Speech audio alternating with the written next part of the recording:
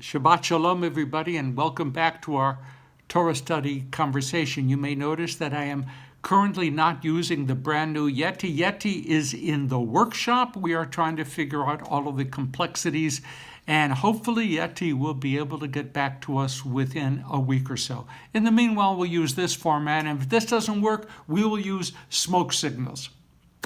Thursday was Lag Bomer. I wanted to say here, my intention, actually my original script was to say here that bonfires were kindled all across Israel because Lag Bomer is about picnics and outdoor grilling and not incidentally remembering the period of Roman oppression in ancient Judea. But temperatures hit 115 degrees in Israel this week and more than 800 wildfires were reported all across the country, some pretty serious.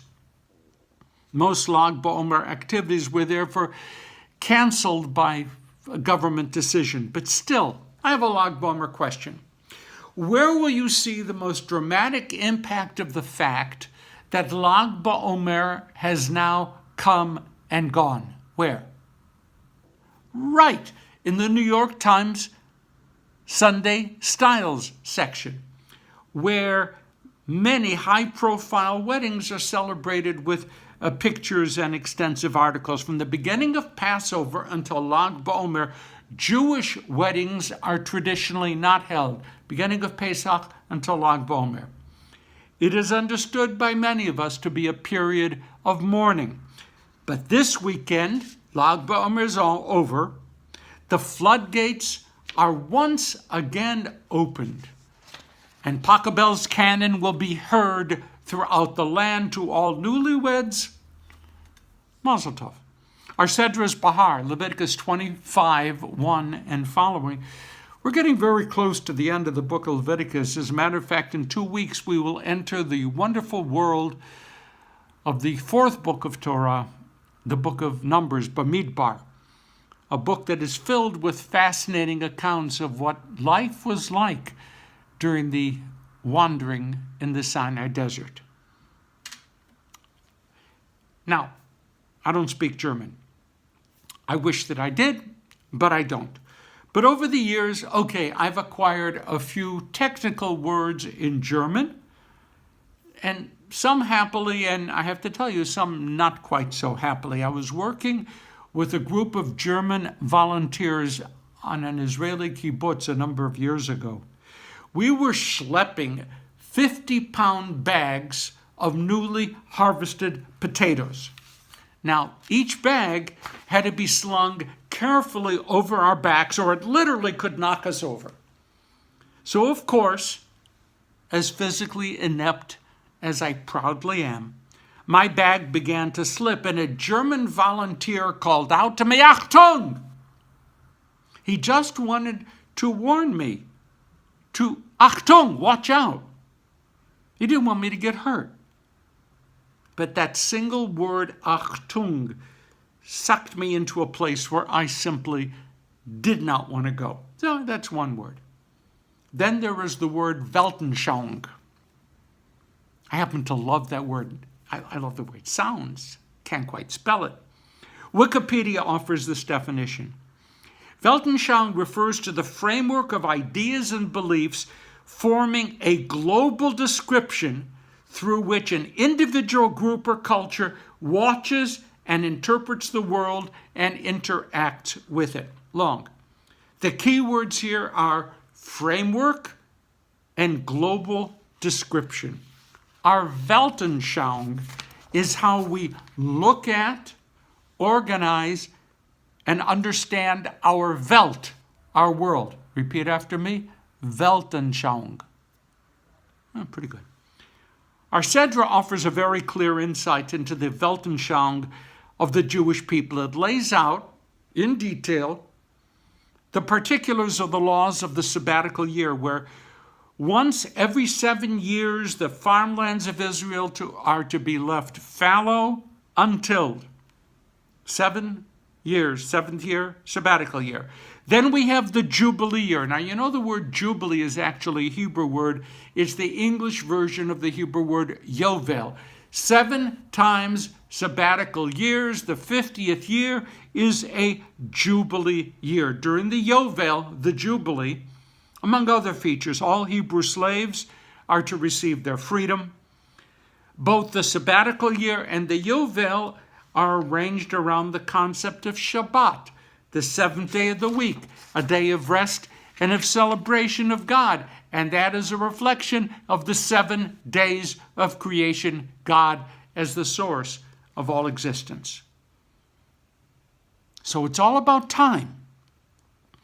The centering view of Judaism, our Weltanschauung, the way that we look at existence, is an embrace of and a celebration of time. And now you know I'm going to reference Abraham Joshua Heschel. If you don't own Heschel's Sabbath, its meaning for modern man, please buy it and read it. It's a classic, breathtaking, a spiritual masterpiece. Abraham Joshua Heschel, Sabbath, its meaning for modern man. Listen to these words from Heschel. Quote, Judaism is a religion of time, aiming at the sanctification of time. Unlike the space-minded man, to whom time is unvaried, iterative, homogeneous, to whom all hours are alike, qualityless, empty shells. The Bible senses the diversified character of time. The Bible senses no 2 hours of time are alike. Every hour is unique, exclusive, and endlessly precious. Continuing, Judaism teaches us to be attached to holiness in time, to be attached to sacred events, to learn how to consecrate sanctuaries that emerge from the magnificent stream of a year. The Sabbaths, Heschel, are our great cathedrals. And our Holy of Holies is a shrine that neither the Romans nor the Germans were able to burn, a shrine that even apostasy cannot easily obliterate. That shrine, the Day of Atonement. Sabbath is a sanctuary, a cathedral, and in it, the Holy of Holies, the Day of Atonement. Time, Heschel. Rabbi Shai Held notes that when God is instructing Moses on how to build the Mishkan, the tabernacle, that section of the Torah concludes with a reminder for the Israelites to observe the Sabbath. The rabbis understood from this strange juxtaposition, build the tabernacle, don't forget to observe the Sabbath, that the work that was done in building the Mishkan is precisely the work that is forbidden to perform on Shabbat. Fine. But more.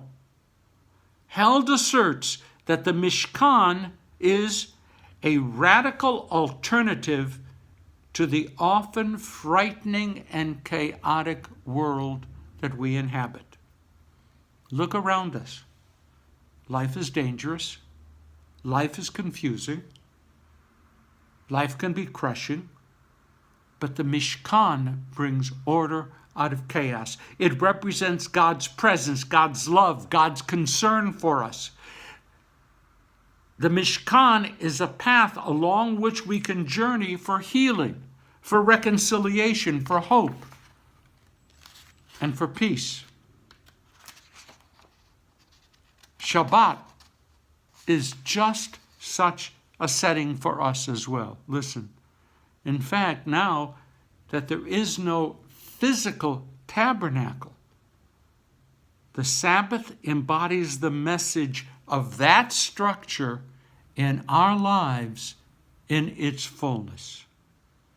The Shabbat, therefore, is all about hope and renewal and gratitude and joy and family and community, prayer, song. Tradition claims that the Shabbat is a foretaste, Yiddish, Vorspeis, of the world to come. On Shabbat, we pray that one day all life, all existence will live in a time that is kulo Shabbat, all Sabbath, all of the time. Interesting. That's why, if you've noticed, we change the Amidah, sometimes called the Shemona Esrei or the silent meditation, on Shabbat. And every other day of the week, we insert into the Amidah prayers for health and forgiveness, prayers for rich crops, and so forth. But on Shabbat morning, we actually reduce the number of prayers in the Amidah by eliminating all such petitions. We don't want to come on Shabbat before God with our petty petitions. Shabbat moves us toward perfection. And in such a setting, we will not sully the sacred time. Who rests on Shabbat? Everyone. Our families, the animals on our farms, according to the Torah, even those who labor for us. The rich rest, the poor rest, the scholar rest, the unlettered person rests. We Jews order our lives around the sanctification of time. That's what our sacred calendar is all about. We should know it and be able to feel it. From Pesach, Lag BaOmer, to Shabbat, to Yom Kippur, which is called the Sabbath of Sabbaths, the Jewish ritual calendar is a celebration and a sanctification of time. Weltanschauung, the framework of Jewish ideas and beliefs, is found in the sanctity of time. What a great idea. Time is the most magnificent cathedral ever imagined. And all that we need to do to enter it is to embrace the reality of its existence. Time. Okay, that's it for the Sedra Behar and for the sanctification of time. Have a beautiful Shabbat, and please hit share. You have the time, so that others might join our Torah conversation and our community. Shabbat Shalom, my friends.